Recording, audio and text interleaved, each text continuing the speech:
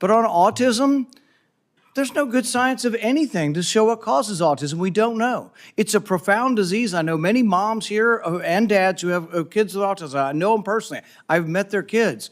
But the thing is they saw their kids developing completely normal, maybe speaking 100 words go to no words at about 15 months of age.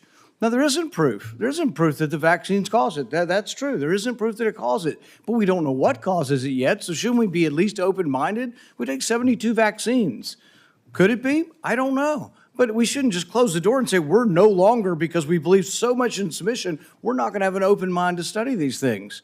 And so it's sort of this crazy notion. Schizophrenia, I would put in the same notion. You have a kid who's completely normal to 18 or 19, and their brain goes haywire. How does that happen? It's the most bizarre disease. Shouldn't we be open? Could it be our food? It might be vaccines, it might be our food, but autism is more common. I don't know about the schizophrenia statistics, but autism is more common. Shouldn't we want to be open-minded? Instead, we're so closed-minded and we're so consensus-driven that the science says this. Well, science doesn't say anything. Science is a dispute, and 10 years from now, we could all be wrong. We were told in the beginning, 20 years ago, they did this enormous study, and they said, everybody over 50 should take an aspirin. I thought, well, that's a pretty good idea. It makes sense. But you know what?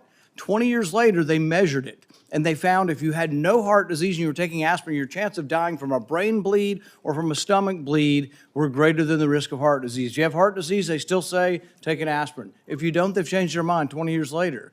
But would you have all said I was crazy and I should no longer be in public discourse if I had said 20 years ago, I don't feel like taking an aspirin. I ride my bike all the time. I'm afraid I might hit my head.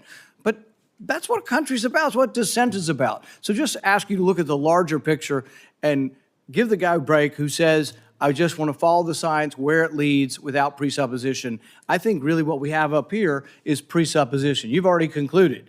It's absolute that autism isn't caused by it. We don't know what causes autism, so we should be more humble in what we say. Sorry I didn't get to a question.